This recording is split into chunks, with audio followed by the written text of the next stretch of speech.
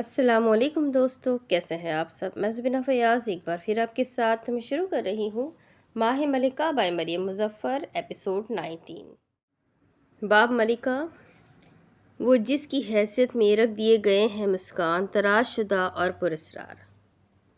سنہری دروازہ ایک بار دو بار سے دروازے ایک بار دو بارہ سے کھلے، ٹھنڈی ہوا کے جھونکے باہر سے آتے کمرے کی خوشبو میں گھل گئے۔ دو باوردی عورتیں دروازے کے سامنے اساتذہ اسے جھک کر تعظیم دینے لگی۔ روشنی، خوشبو اور رعب سارے ماحول میں پھیل گیا۔ ستاروں کے آنچل میں چھپے دو درمیانی ہیل والے پاؤں آگے آئے، بھورے بالوں کا اونچا جوڑا یوں بنایا تھا کہ ایک بھی بال باہر نہ آئے۔ جوڑے کے گرد سنہرا جالی دار کپڑا جڑا تھا جو بہتا ہوا اس کے سلک کے سفید چوغر تک جاتا تھا۔ تم اکیلی یہاں کچھ نہیں کر سکتی، اتنا تو جانتی ہی ہوگی۔ المیرا نے آنکھیں گھمائی۔ مجھے اگر اپنی بہن کو ڈھونڈنا ہے تو مجھے تمہارے ساتھ رہنا ہوگا۔ وہ اب آئینے کے سامنے کھڑی منصوبہ بندی کر رہی تھی۔ شاہی ریاست میں کون کون ہوتا ہے؟ کیا سوچ رہی ہو گولڈن گرل؟ ملکہ نے اپنے ہار پر انگلیاں پھیرتے ہوئے سوال کیا۔ آئیڈیا؟ فوراً سے گھومتے وہ کچھ وقت پہلے کا ملول اور غصہ جھاگ کی طرح بیٹھ چکا تھا۔ مجھے تم اپنا شاہی مہمان رکھ دو، میں وہیں اقامہ وغیرہ میں رہ لوں گی۔ کوئی خاص کام بھی نہیں ہوگا، میں آرام سے اپنی بہن کا پتہ اس دنیا میں لگا لوں گی۔ لال ہوتے گالوں اور خوشی سے چہکتے لہجے میں وہ سب کچھ طے کر چکی تھی۔ اس نے گردن میں وہی نیلم کے پتھروں والا ہار پہنا تھا، سنہری سلک کی اسکرٹ پر سنہرا ہی بھرپور کام والا بلاؤز تھا۔ اسکرٹ کے اختتام سے لے کر اس کے دائیں کندھے تک جالی دار کپڑا بندھا پیچھے فرش پر بہتا آ رہا تھا۔ المیرا کے ہاتھ آگے بندھے تھے، گردن اٹھی اور ارد گرد لوگ ہی لوگ تھے۔ بھوری سبز آنکھوں میں آج فتح کی چمک تھی، آج ساری دولت اس کی مٹھی میں آ جائے گی۔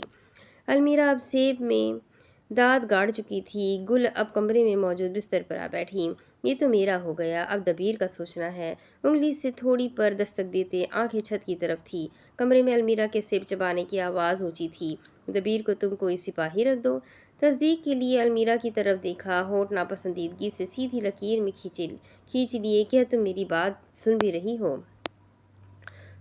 دانتوں میں سیب دبائے وہ دونوں ہاتھوں سے کیلا کترنے میں مصروف ملکہ نے نہایت معصومیت سے پوچھا۔ گل کے ہاتھ بندھے تھے، باہر سپاہی تھے اور اندر سے جانے والوں نے اسے المیرا کے ساتھ کھڑے دیکھ لیا تھا، ورنہ وہ اس ملکہ کا گلا گھونٹنے میں ایک منٹ ضائع نہ کرتی۔ سنہری بال کمرے کے پردے ہٹے تھے، سورج مکمل طور پر غائب ہو چکا تھا۔ نیلا اندھیرا پھیلنے سے پہلے یہ تاج اس کی دسترس میں ہوگا۔ قطار در قطار عورتیں اور مرد موجود تھے، سب کے ہونے کا مقصد اپنی ملکہ کی تاج پوشی دیکھنا۔ سیڑھیاں چڑھتے اس کا چوگا اور لباس پیچھے بہتا چلا آ رہا تھا۔ سامنے اونچا تخت تھا جس کے ایک طرف کئی وزراء اور ان کے عین درمیان میں مشیر خاص ماہ نگار موجود تھے۔ اب تم مجھے بتاؤ، فاتر کا کیا کرنا ہے؟ وہ اٹھ کر المیرا کے قریب آئی۔ سرپرائز دوں گی، مسکراتے ہوئے آم کا ٹکڑا کاٹے کی مدد سے منہ میں ڈالا۔ تمہارے سرپرائز کسی کو بھی نہیں پسند، ایسے ہی بتا دو۔ المیرا نے آہستہ سے بلند ہوتا کہا لگایا، گردن پیچھے پھینکتے وہ گلجان کو نہایت زہر لگ رہی تھی۔ ہر ملکہ کو کسی ایک چیز کی ضرورت ہوتی ہے۔ گل نے سوچنے کا وقفہ لیا۔ تاج کی؟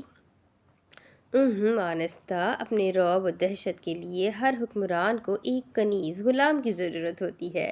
گل کے ماتھے کے بل غائب ہوئے۔ ایسا غلام جس پر وہ بغیر کسی اصول و حدود کے ظلم کرے۔ ایک اور آم کا ٹکڑا منہ میں ڈالا۔ گل فوراً آگے آئی اور اس کے جم کے بیٹھی۔ تم انہیں اپنا غلام رکھو گی؟ فارغ سے گل کی طرف اشارہ کیا۔ نہیں تو میں اسے اپنے خاص خدمت گزاروں میں شامل کروں گی۔ ترک لڑکی کو سمجھ نہ آیا، اسے روکے یا اس کے ساتھ اس ناانصافی میں مل جائے۔ ہاں، اس نے ابھی تک فاتر کو معاف نہیں کیا تھا اور بدلہ لیے بنا کرے گی بھی نہیں۔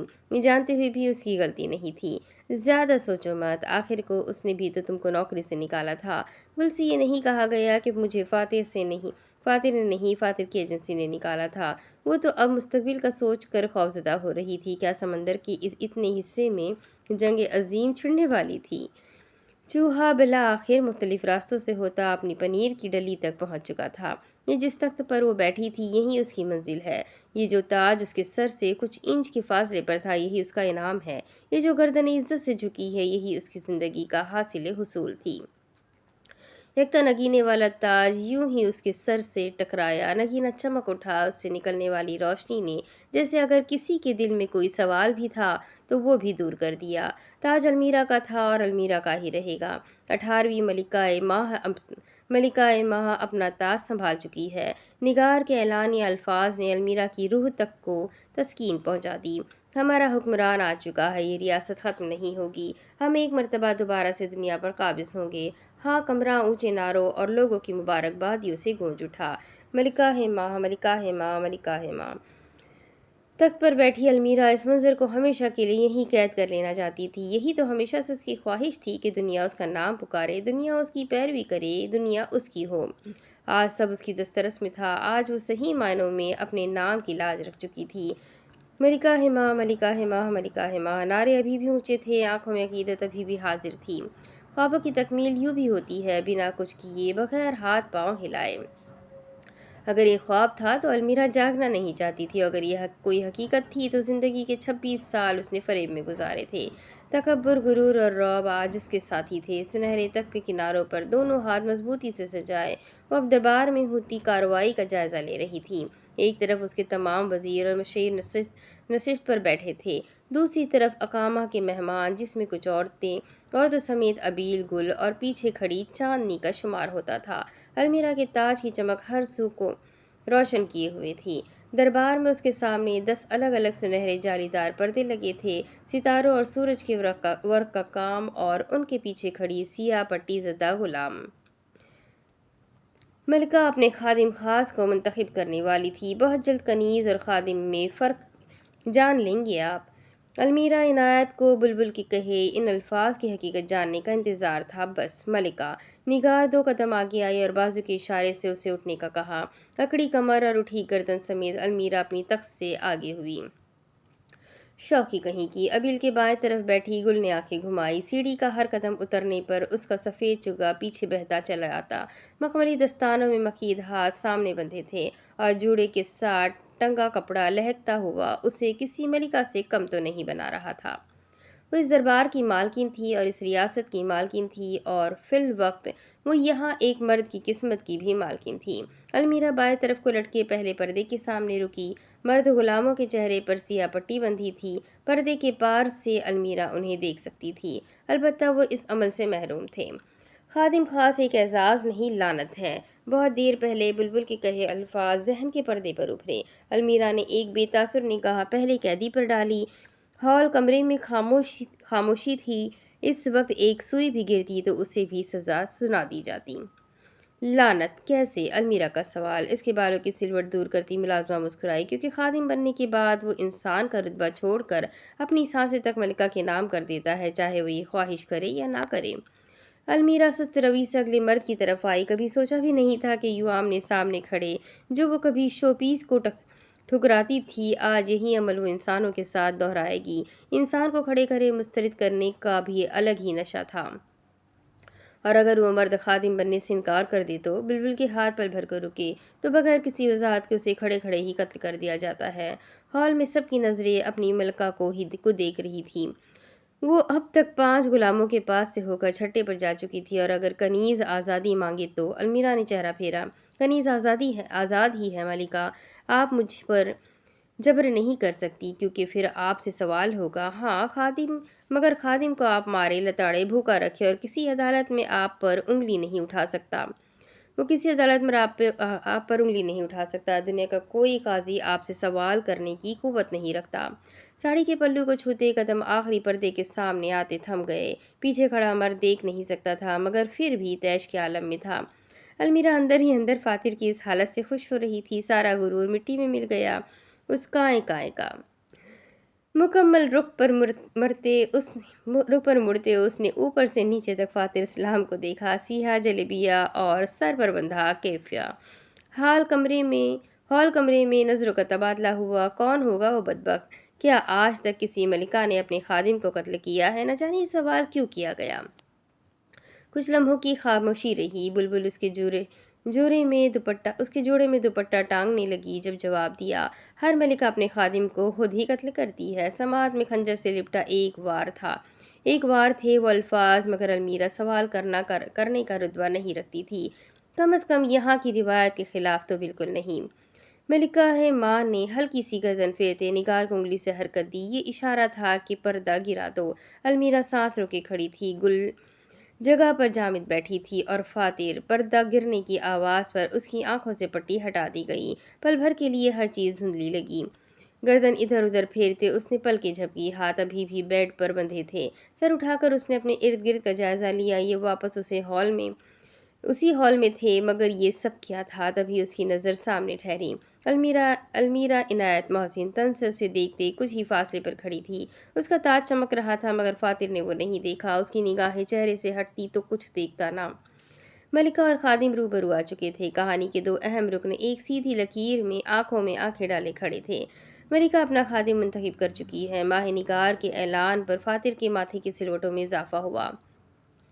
नजरें सवालिया अंदाज में इधर उधर दौड़ाई। तभी उसे दूर गुल बैठी दिखी। फातिर से नजरें मिलते ही फिक्र और शर्मिंदगी से उसने मुंह फेर लिया। मलिका माँ की खिदमत मुबारक हो। चंद अल्फाज और फातिर इस्लाम को हर सु तारीकी ही तारीकी महसूस हुई। मलिका कहाँ थी अलमीरा? वो ओ नो, नहीं नहीं, अलमीरा नहीं। वो समंदर में छलांग लगा ले, मगर इस अलमीरा की खिदमत का ख्वाब ही ना करे।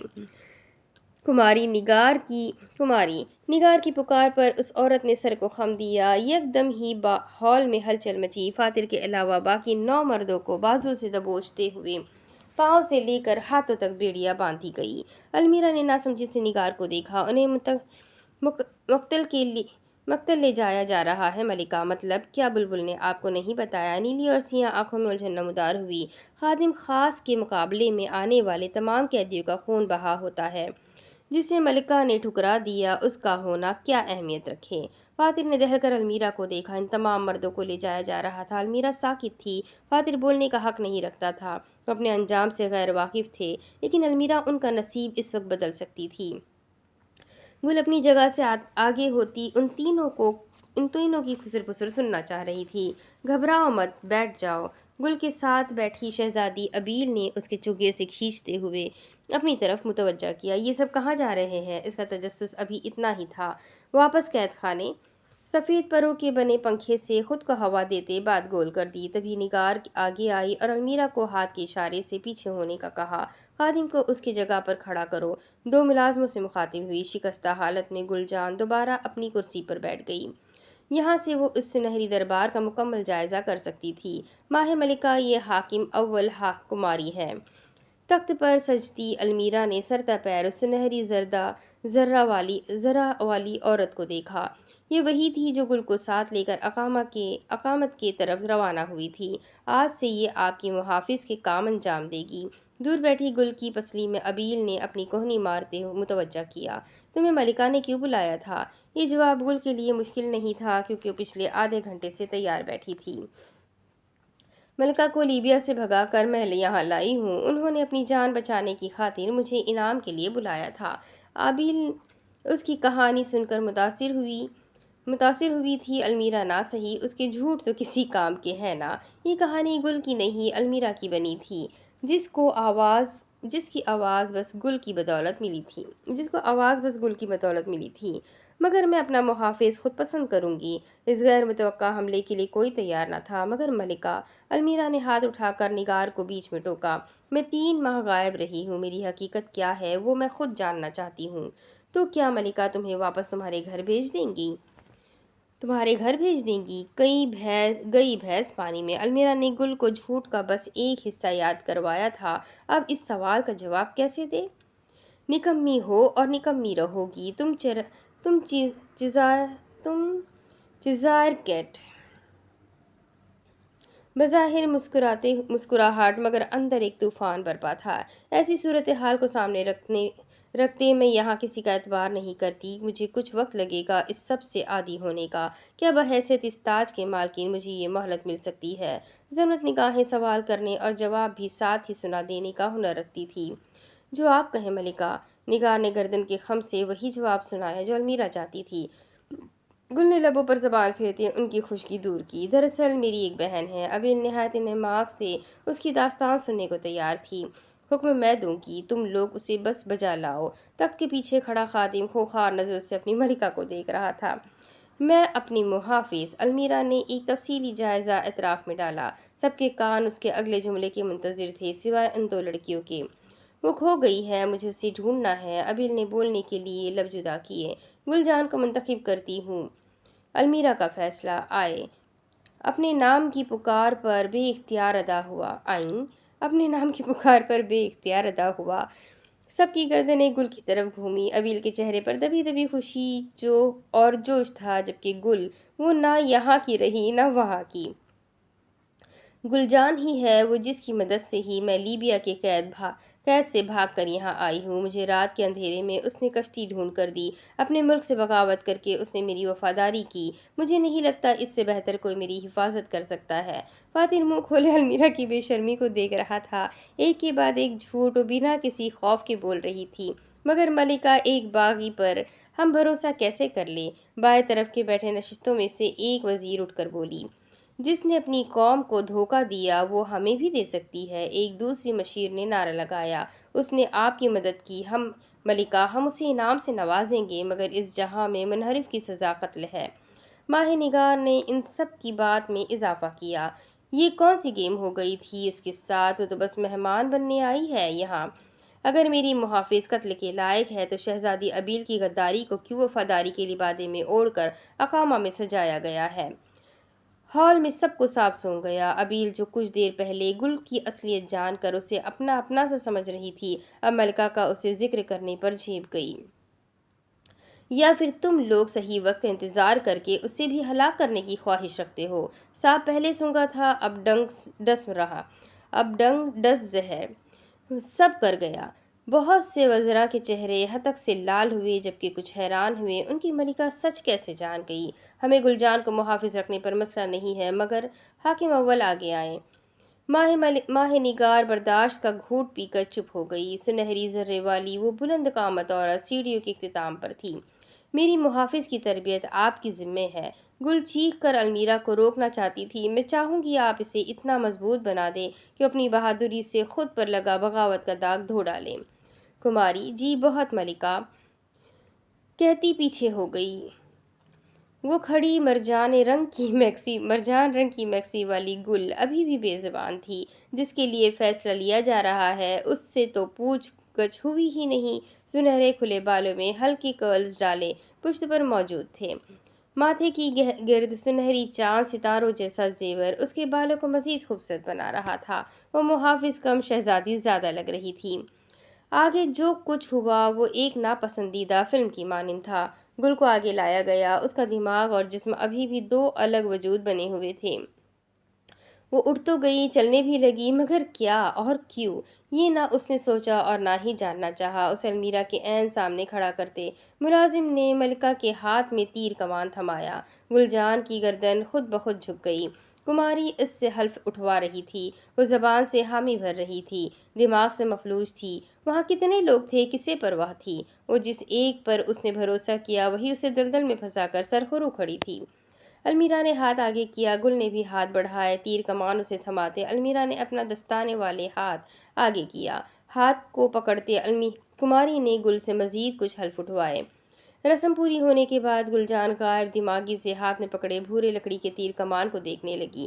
لب سلے ہوئے، کندھے جھکے اور آنکھیں غیر مرئی نقطے پر مرکوز۔ کوشش کے باوجود بھی آنکھیں نم نہ ہوئی۔ کسی نے پیچھے سے آتے اس کے سر پر بھی ویسی ہی سکوں کی بنی ٹوپی رکھی جیسی وہاں باقی سپاہی پہنتے تھے۔ اس نے کوئی رد عمل نہیں کیا۔ صبح سے تیسرا دھماکہ۔ تفرق کرنا کٹھن تھا، کون سا دھماکہ شدید تھا اور کون سا غیر اہم۔ اس نے تو کبھی چوہا نہیں مارا، بندہ کیا مارے گی؟ اس سارے عمل کے درمیان گل جان نے ایک فیصلہ لیا۔ اگر اتنی دعاؤں کے بعد بھی صلہ یہ ملتا ہے تو وہ تا حیات دعا کے لیے ہاتھ نہیں اٹھائے گی۔ وہ بات الگ تھی، اس نے دعا کے نام پر بھی بس نامیسر چیزوں کی شکایت ہی کی تھی۔ باب خادم۔ وہی حال جہاں سے ان کے تمام سوالات شروع ہوئے، جہاں سے فاتر کو قیدی، گل کو مہمان اور المیرا کو میزبان بنا کر لے جایا گیا۔ وہی دروازے ایک مرتبہ دوبارہ کھلے، مگر اب کی بار یہاں سے وہ نئی پہچان کے حوالے سے نکلے۔ گل اب مہمان سے محافظ تھی، فاتر اب قیدی سے خدمت گزار، المیرا میزبان سے ملکہ۔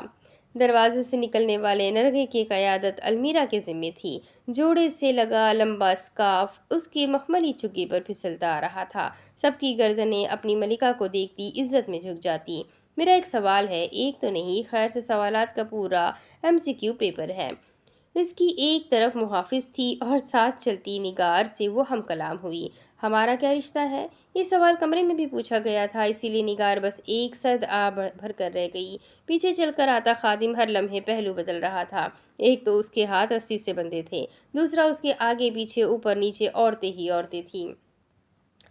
میں بڑی بہن ہوں آپ کی، ملکہ۔ آخری لفظ سے جبر اور ناپسندیدگی کی بو تھی۔ اوہ! راہداری میں ان سب کے قدم گونج اٹھے۔ پہلے سارے بھائی تھے، اب سب بہنیں۔ منہ ہی منہ میں بڑبڑائی، خیر سے میں درمیان میں تو نہیں آتی۔ سامنے دیکھیں ملکہ، قریب سے گزرتی عورتوں کے یکجا تاثرات تھے۔ المیرا کے لیے عقیدت، گل کے لیے فخر، اور فاتر اس کو دیکھ کر تو باقاعدہ ان کا ہنسنے کا دل کرتا۔ تم نے مجھے پہلے کیوں نہیں بتایا تم میری بڑی بہن ہو؟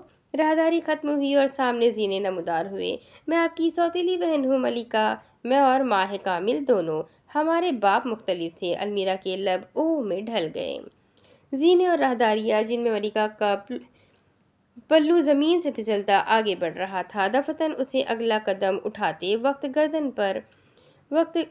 وقت گردن پر کسی چیز کے کھنچنے کا احساس ہوا۔ اس نے گردن پیچھے پھیر کے کندھے کے پار سے دیکھا تو پیچھے چلتے لوگ رک گئے۔ نظر سنہرے کپڑے کے کنارے پر تھی جہاں کسی کا پاؤں موجود تھا۔ نگاہ آہستہ سے اٹھائی تو فاتر اسلام سے جا ملی۔ المیرا کا چگا اس کے پاؤں تلے تھا۔ استہزائی آئیبرو چکائی جیسے وہ اپنے غلام کی بہادری پر اسے بے وقوف کہہ رہی ہو۔ منہ ہی منہ میں بڑبڑاتے فاتر نے نحوست سے گردن پھیرتے پاؤں ہٹا دیا۔ المیرا تو اس کے انداز پر شعلہ جوالا بن گئی۔ خادم، میرا چگا زمین پر لگ رہا ہے۔ فاتر نے ایک نظر سنہری کپڑے کو دیکھا اور پھر المیرا کو۔ آنکھوں میں احترام تو ڈھونڈنے سے بھی نہیں ملتا تھا۔ لاپرواہی سے پاؤں کی مدد سے کپڑے کو دور اچھال دیا۔ سارے مجمع کو چپ لگ گئی۔ انہیں اس خادم کی زندگی زیادہ لمبی بچتی نظر نہیں آ رہی تھی۔ ماہ نگار فاتر سے نظریں ہٹائے بنا کہا، اس کی سزا کیا ہے؟ المیرا نے جانتے بوجھتے لہجہ بلند کیا۔ جواب دینا چاہے ملکہ؟ نگار تابیداری سے پیچھے کھڑی تھی۔ فاتحانہ مسکراہٹ لبوں پر سجاتے اس نے فاتر کا سر تا پیر جائزہ لیا۔ وہ منہ پھلائے ابھی بھی بڑبڑا رہا تھا۔ معزز خادم، خاص، ہر لفظ پر زور ڈالا۔ یہ پہلی اور آخری خطا سمجھ کر معاف کی جا رہی ہے۔ اگلی مرتبہ اس ملکہ سے سخاوت کی توقع مت رکھنا۔ فاتر نے اس کو گھاس نہیں ڈالی، الٹا آنکھیں گھما دی۔ المیرا ابھی اس کے انکار کو کسی خاطر خواہ میں نہ لائی۔ میرے لباس کا پلو اٹھاؤ۔ گل اور فاتر نے یکدم المیرا کو دیکھا۔ وہ فاتر کی اڑی رنگت دیکھ کر مسرور ہوئی۔ خادم نے وضاحت کے لیے گل کو دیکھا، جس نے فوراً نظریں چرا لی۔ وہ بے یار و مددگار اجنبیوں کے درمیان کھڑا تھا۔ سب کی نظریں اس کے اگلے عمل کی منتظر تھی۔ کر دیا تو انا سے جائے گا، نہ کیا تو جان سے جائے گا۔ ایسی زندگی سے تو موت بہتر ہے، دل ہی دل میں کہا۔ جب کچھ سیکنڈ تک وہ نہ ہلا تو پیچھے کھڑے سپاہی میں سے ایک نے اسے دھکا دیتے جھکایا۔ فاتر اسلام مر تو سکتا ہے مگر جھک نہیں سکتا۔ کسی عظیم گھڑی میں کہے گئے الفاظ اب اسے یکلخت یاد آئے۔ وہ جو کسی مرد کے سامنے نہیں جھکتا تھا، آج ایک عورت کا دوپٹہ اٹھانے کے لیے زمین پر گھٹنوں کے بل بیٹھا تھا۔ رسیوں میں جکڑے ان ہاتھوں میں اب وہ ریشمی کپڑا سنبھالے کھڑا تھا۔ مورخ لکھے گا، ایک خادم اپنی ملکہ کی ادا پر جھک گیا، یا پھر ایک خادم اپنی جان کا سودا غرور ہار کے گر گیا۔ مسکراتے ہوئے المیرا دوبارہ سے آگے چلنے لگی۔ فاتر کو اس نے سر اٹھانے کے بھی قابل نہیں چھوڑا تھا۔ تبھی گل نے سب کی نظروں سے بچتے المیرا کی کوہنی پر چٹکی کاٹی۔ آنکھوں ہی آنکھوں میں ہوا اشارہ۔ ملکہ سمجھ گئی۔ کیا رسومات ختم ہو چکی ہے نگار؟ جی ملکہ، اونچے کالر والی نگار نے بنا چہرہ پھیرے کہا۔ گل مایوسی سے المیرا کی طرف مڑی، جس نے ہاتھ کے اشارے سے اسے شانت کیا۔ میرے ابھی بھی کچھ سوال ہیں، میں ملکہ کیوں بن رہی ہوں جبکہ تم مجھ سے زیادہ قابل دکھ رہی ہو اس مقام کے لیے؟ اس کی طرف پیٹ کیے ماہ نگار نے ایک سرد غمزدہ آہ بھری۔ زینوں کے درمیان میں رکتے نگار اس کی جانب مڑی۔ ڈسٹنی، قسمت، اداس لہجہ، لیکن گردن پھر بھی بلند تھی۔ یہ کندھے ذمہ داری اٹھانے کے عادی تھے، یوں کیسے جھک جائیں؟ ملکہ کا انتخاب تاج کرتا ہے، عوام یا خون نہیں۔ آمنے سامنے کھڑے المیرا اس عورت کی آنکھوں میں جھانکتی مضبوطی کے ملمے کو دیکھ رہی تھی۔ وہ طاقت چاہتی تھی مگر شاید ملی نہیں۔ اور یہ تاج منتخب کیسے کرتا ہے؟ نگار دوبارہ سے آگے چلنے لگی۔ روایت کے مطابق سلطنت میں پیدا ہونے والی ہر بچی کے سر پر تاج رکھا جاتا ہے۔ چاند تلے جس کا تاج چمکے وہی ہوتی ہے اس تاج کی حقدار، چاند کی ملکہ۔ سیریسلی؟ المیرا اونچا قہقہا لگا کر ہنسی۔ پیٹ پر ہاتھ رکھے وہ دوہری ہو رہی تھی۔ سب اسے عجیب نظروں سے دیکھنے لگے، جن میں سے سب سے منفرد نگار کی تھی۔ شعلہ باز اور تنفر زدہ، تم لوگ یہ ہر سال کرتے ہو؟ اوہ میرے خدایا، یہ کیا بے وقوفی ہے؟ وہ اپنی ہنسی کے درمیان بول رہی تھی۔ ساتھ کھڑی گل اسے خاموش ہونے کے اشارے کرنے میں مصروف تھی۔ تم لوگوں کو کس نے کہہ دیا ہے یہ سلسلہ شروع کرو؟ آنکھ کے کنارے آئے آنسو کو پوچھا۔ وہ یہ سب برداشت آزمانے کی نیت سے کر رہی تھی۔ نیلی سیاہ آنکھوں والی نگار کا آدھا روپ اندھیرے میں تھا۔ آہستہ سے ختم ہوتی ہنسی والی اپنی ملکہ کو دیکھتے اس کی ساری نرمی پل میں غائب ہو گئی۔ گل کو اپنی موت قریب دکھی۔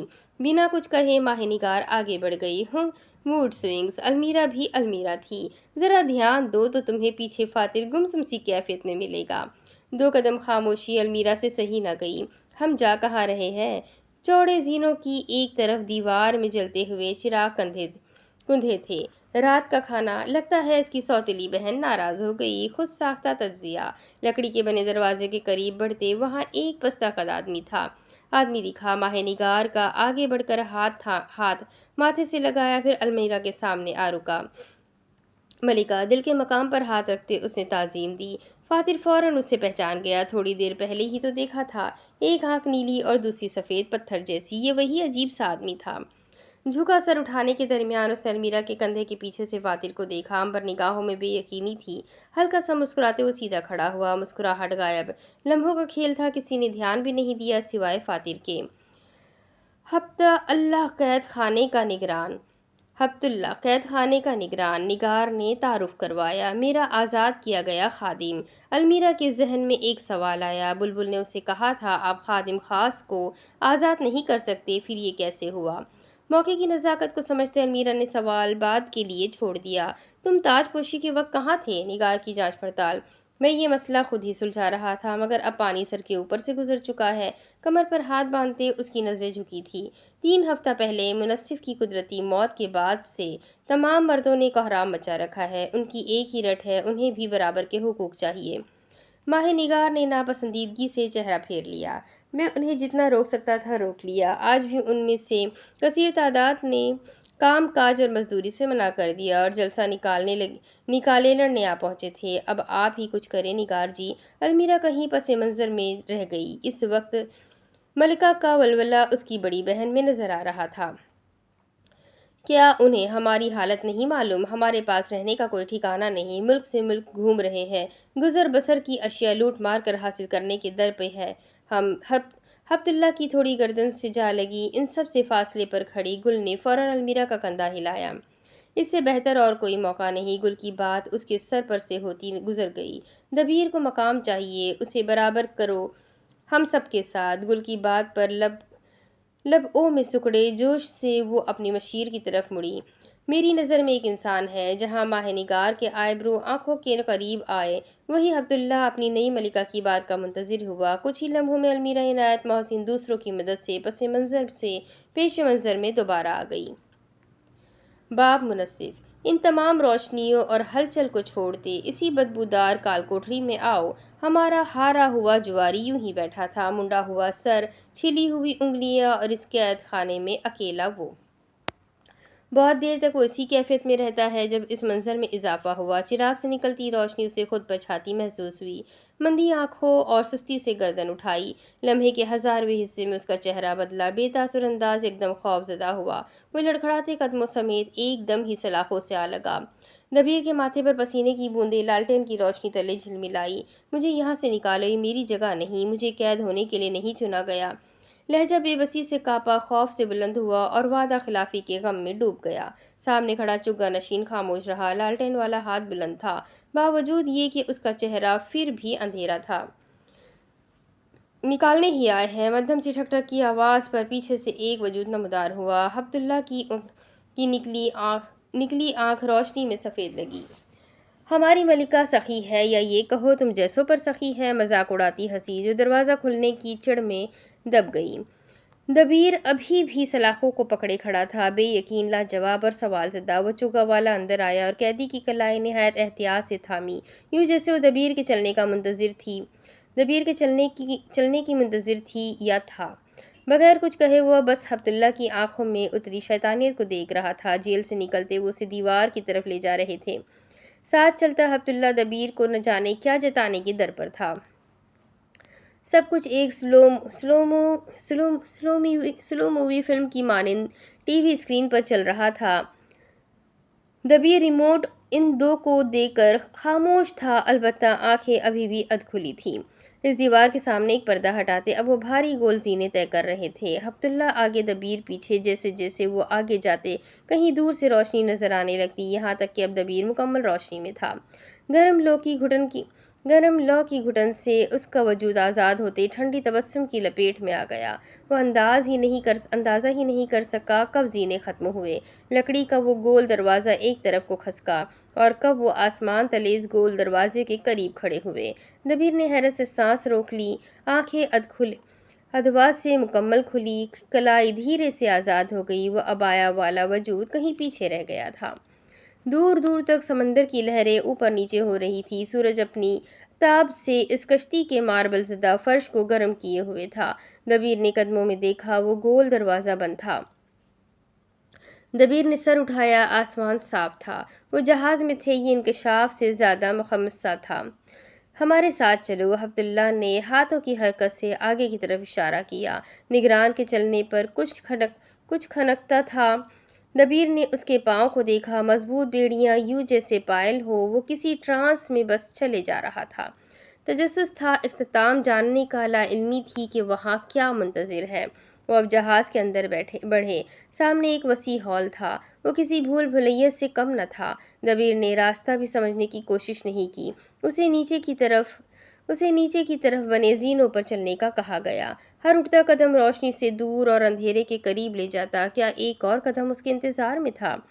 پورے دورانیہ میں اسے اب آواز سنائی دی۔ زینوں کے اختتام پر وہ بے انتہا روشنی اور کئی لوگوں کے آگے پیچھے جاتے قدم دیکھ سکتا تھا۔ اگلے ہی لمحے وہ بھی اسی فرش پر کھڑا تھا۔ نگران ایک طرف کو ہوا، تب اس نے ہال کمرے پر غور کیا۔ لال پردے، قطار میں لگے میز، ان پر بیٹھی کھانا کھاتی عورتیں اور بھاگ دوڑ کرتے مرد۔ یہ کیا تھا؟ اتنا سب تو ایک 3 گھنٹے کی فلم میں حاج مولا سے بھی ہضم نہ ہو۔ ایک دم وہاں آوازیں آہستہ ہوتی ختم ہو گئی۔ سب کی نظریں آنے والے پر تھی، اور آنے والے کی نظریں چبوترے سے ہلنے کا نام نہیں لے رہی تھی۔ ایک کونے میں سنہری بالوں والی لڑکی کھڑی اسے دیکھ رہی تھی۔ اس کا چہرہ قدیم جنگی ٹوپی نے ڈھکا تھا، مگر وہ ان آنکھوں کو پہچان گیا۔ کیسے نہ پہچانتا، اس جیسی دیکھی بھی کہاں تھی۔ گل کی مسکراہٹ میں حوصلہ افزائی تھی۔ نظریں بائیں سے دائیں بھٹکی تو بے اختیار اس نے آنکھیں مسلی۔ سیاہ جلبیہ میں موجود فاتح اسلام کا چہرہ ہتک سے لال تھا۔ وہ نظریں ملانے کے بھی قابل نہیں رہا۔ ہاتھوں میں بیڑیاں جو گردن تک جا رہی تھی، اور پھر سب سے غیر متوقع، یا یوں کہہ لو گئی بھینس پانی میں۔ چمکتا تاج اور سریا سے لگی گردن کے ساتھ المیرا عنایت اترانے والے انداز میں اسے دیکھ رہی تھی، آئیبرو اچکاتے جیسے اپنی داد وصول کرنے کے موڈ میں ہو۔ منصف اعلیٰ، عبداللہ نے دبیر کی طرف اشارہ کیا۔ وہ ہوکوں کی طرح بس دیکھتا رہ گیا۔ جواب کے لیے چبوترے پر موجود ہر کسی کو باری باری دیکھا۔ ماہ ملکہ مسکرائی، یوں جیسے بڑا تیر مارا ہو۔ ویلکم ٹو دی گینگ، پرسوزو۔ گینگ میں خوش آمدید پرسوزو۔ فضا میں ایک عجیب سا خمار تھا، طاقت کا نہیں ذمہ داری کا۔ وہ نیا نیا منصف، انصاف کرنے والا بنا ہے۔ تھوڑا تو صدمہ واجب تھا۔ جس نے ہمیشہ اپنی زندگی اصولوں کی پیروکاری سے دور رہ کر گزاری ہے، آج وہ دوسروں کے لیے فیصلہ اصولوں کو مد نظر رکھ کر کرے گا۔ واہ رے قسمت، فاتر ابو الاسلام کا بوجھ تو نے اس پر ڈال دیا ہے۔ عبداللہ اسے شاید اس کے فرائض سمجھا رہا تھا۔ فاتر المیرا کی خدمت کرے گا، گل المیرا کی حفاظت اور دبیر۔ سچ شکر اسے المیرا کے متعلق کام نہیں ملا۔ وہ عدالت میں پیش کیے گئے مردوں کے مسائل حل کرے گا۔ کیسے یہ معلوم نہیں، کیوں یہ جاننا ضروری نہیں، مگر سب سے پہلے یہ سب کیا تھا؟ اس نے تو ایسی کسی چیز کا ذکر نہیں سنا۔ کچھ بد نصیب مشکل گھڑیوں بعد روشن راہداریوں میں حبس تھی جسے آگ کے شعلے گہرا کر رہے تھے۔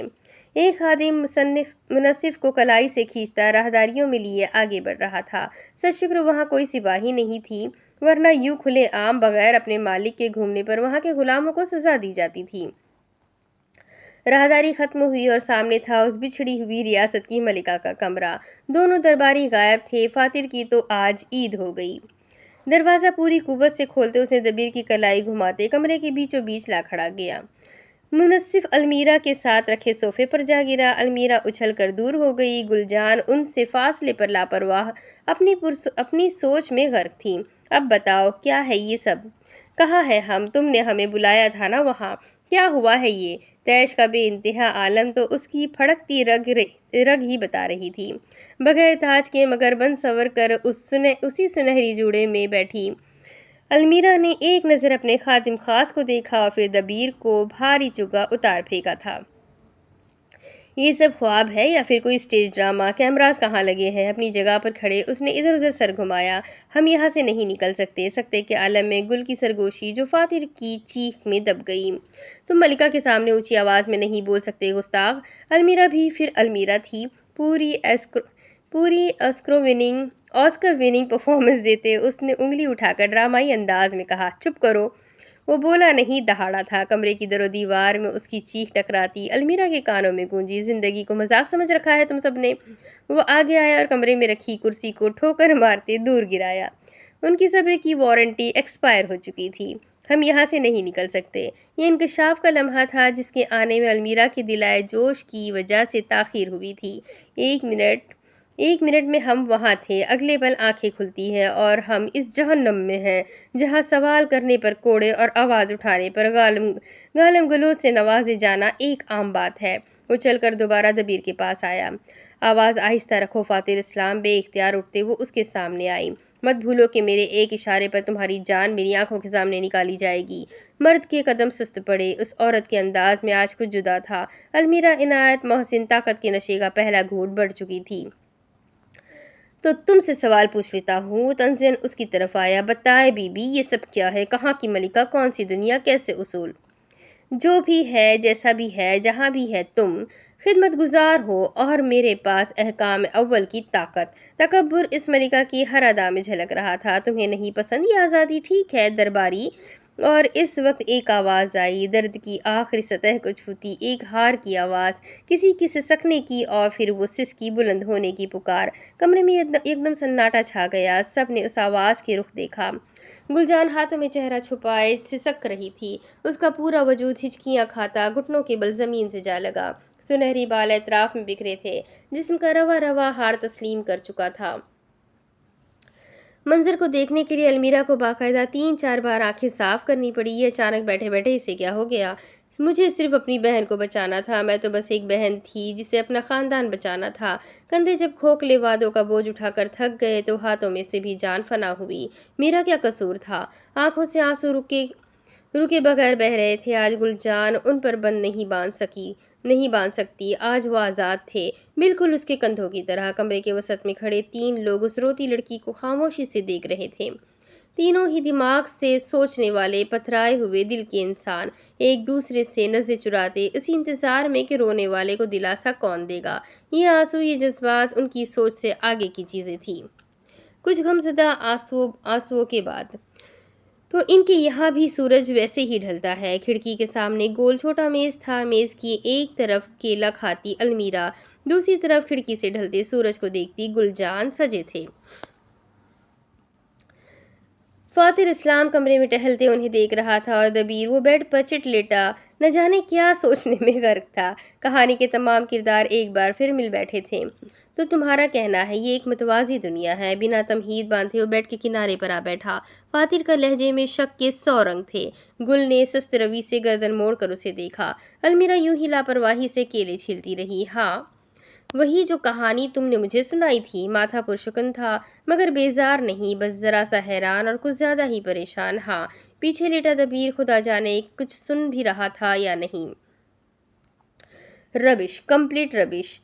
बेलगाम हिकारत से वो गुल को हैरान कर गया। घुटनों पर हाथ रखते हुए बेड से उठकर दोबारा टहलने लगा। जब गुल की आवाज़ आई, हम कहाँ हैं, आज उसका लहजा खाली था। जोश अज़म वलवला सब आज किसी कोने में गहरी नींद सो रहे थे, अपनी दुनिया में। अबू यसली, इतनी सी बात कहते भी वो अपनी आंखों को घूमने से ना रोक सका।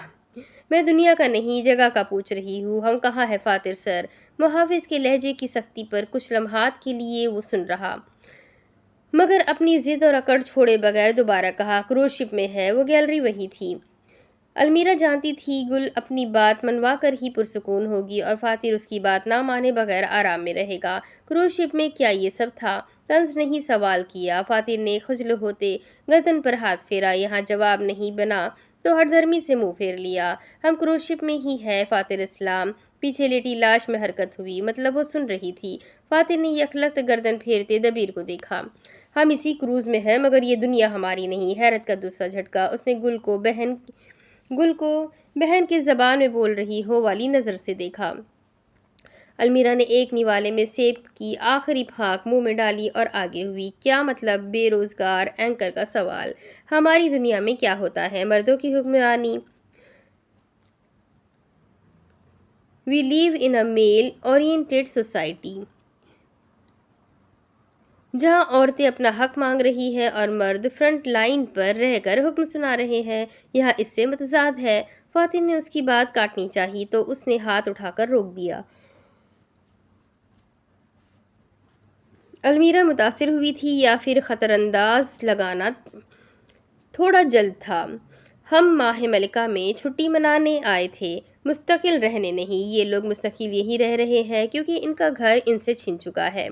वो अब हर चीज़ का मुआयना करके कह रही थी। फातिर ने हाथ बुलंद करते जैसे अपनी बेजारी का ऐलान किया हो। मेरी बात पर गौर करे फातिर सर। तंबीही ऊंचा लहजा जिसको नज़रअंदाज करते फातिर इर्द गिर्द देखने लगा। यहाँ मुल्कों के नाम, ज़बानें और बहुत सी चीज़ें यकता है मगर सोच, नज़रियात और ज़िंदगी गुजारने के तरीके मुख्तलिफ। रात की स्याही में डूबे समंदर पर इनका जहाज़ आहिस्ता से लहर दर लहर बह रहा था। वो बेबसी और कुछ गुस्से से आधी अकल और मुकम्मल खुद एतमादी वाले आदमी को समझा रही थी, या अगर कहूँ तो दीवार से बस सर टकरा रही थी। तुम लोगों को ख्वाबो ख्यालात में जीने का शौक़ होगा, मुझे नहीं। हम मिस्र में ही अपनी दुनिया में, माह मलिका के क्रूज़ में, और तो साबित करें ये। फातिर की बात एकदम काटते गुल अपनी जगह पर पीछे हुई। उसके पतले होठ एक फातिहाना मुस्कुराहट में ढले थे और आंखें उकताहट से कामिल। कुछ देर सियाह लिबास वाला शख्स होठ काटता बेड पर बैठा रहा। दबीर पीछे खामोश, अलमीरा दोनों हाथों में अमरूद थामे पर पुरजोश और गुल सीने पर हाथ बांधे पुरगौर।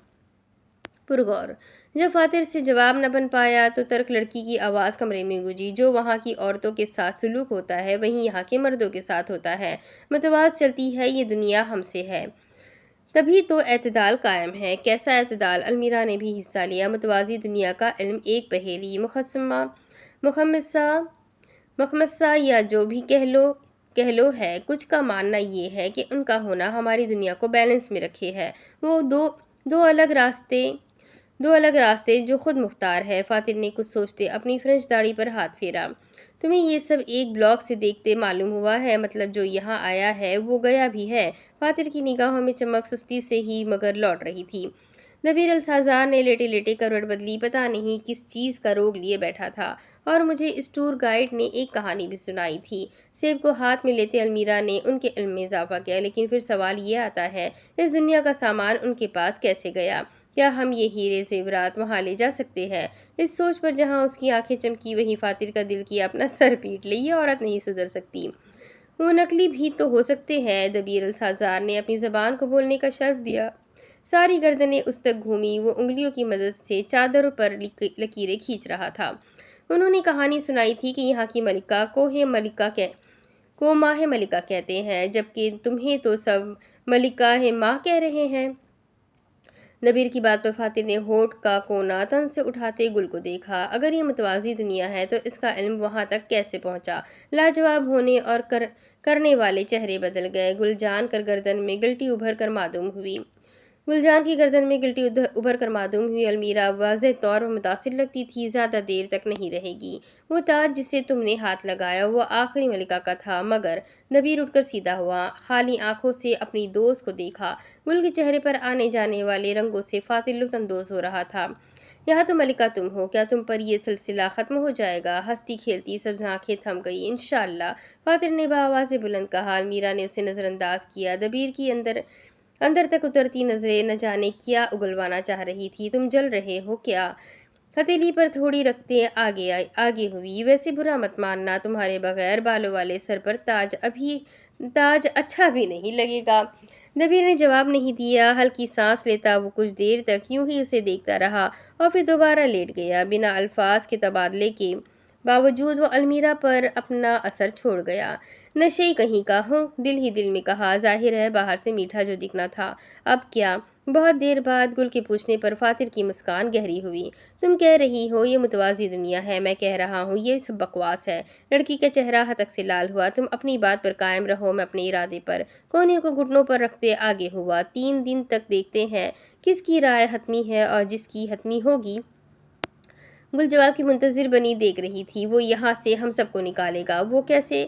گل کچھ الجھی، مگر اس کے باوجود بھی فاتر کے پختہ عزائم نہ ڈگمگائے۔ راستے کبھی بند نہیں ہوتے، گل کی آنکھوں میں دیکھتے تصدیق دی۔ ویسے بھی میرے ڈیڈی کہتے تھے موقع پیدا کیے بغیر جینے سے موت بہتر ہے۔ المیرا کے سیب تک جاتے دانت رک گئے، پورا وجود جیسے رک گیا۔ میں اپنے ابا کی بیٹی ہوں اور وہ کہتے تھے موقع پیدا کیے بغیر جینے سے موت بہتر ہے۔ فاصلے پر بیٹھا فاتر اسلام لا علم تھا کہ ان کچھ الفاظ نے المیرا کو اپنی زندگی کا کون سا باب یاد دلایا۔ اسے پہلی مرتبہ وہ آدمی کچھ عقلمند سا لگا تھا۔ گل اس کے الفاظ سمجھتے دھیرے دھیرے گردن ہلانے لگی۔ ٹھیک ہے، 3 دن کا وقت ہے نا، اور جو صحیح ثابت ہوا وہ یہاں سے نکالے گا۔ ہونٹ کا ایک کونا دباتے وہ سوچ رہی تھی، لیکن آپ کو میری بھی ایک کنڈیشن ماننا ہوگی۔ مرد کے چہرے کا طنز ابھی بھی کم نہ ہوا۔ کسی کو بھی یہ علم نہیں ہونے دینا، ہم اس دنیا سے نہیں۔ فاتر نے ہنسی دبائی۔ اگر انہیں لگ رہا ہے ہم یہاں کے ہیں تو ٹوکنے کی ضرورت نہیں، ہم سب اپنا اپنا کام صحیح سے انجام دیں گے۔ وہ اب انہیں کسی سربراہ کی طرح سب سمجھا رہی تھی، پھر چاہے وہ میری مشق ہو۔ آہستہ سے لمبی سانس لی گئی، فضا میں گونج ہوئی، سمندر کی لہروں میں جوش آیا۔ سپاہی کا تیر ہدف سے ٹکرایا، کماری کی آواز بلند ہوئی اور گل نے پوری قوت کے ساتھ تیر چھوڑتے آنکھیں بند کر لیں۔ دبیر تمہارا انصاف دلانا۔ دروازے سے آنے والا ہر شکایت کنندہ سامنے رکھی گدی پر بیٹھتا، فریاد سناتا، مدد طلب کرتا۔ دبیر اس سے جھولی بھر کر دعائیں سمیٹتا اور وہ آدمی پھر واپس اپنی دنیا میں گم ہو جاتا۔ المیرا کا ملکہ بن کر رہنمائی کرنا۔ میز کے ایک طرف کھڑی ملکہ سے ایک وزیر مخاطب ہوئی۔ المیرا نے آج چاندنی رنگ کی ساڑی نما فراک پہنی تھی، بال وہی جوڑے میں، مگر آج ان سے جڑا پلو مختصر سا تھا۔ کندھوں کے گرد جالی دار چھوٹا چوگا اور ایک دستانہ ایک ہی ہاتھ میں۔ یا آپ کا اس کی خدمت کرنا۔